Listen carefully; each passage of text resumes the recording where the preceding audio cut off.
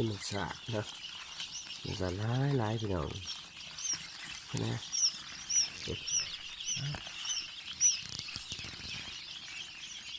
หลายเติมนั่นเลยประมาณ300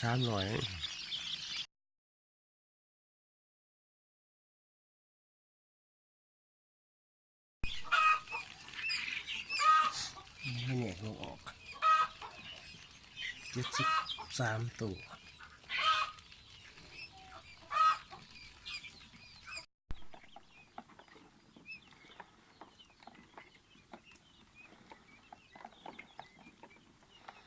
ฟักจำนวน300เลย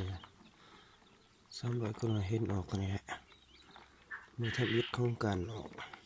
ประมาณ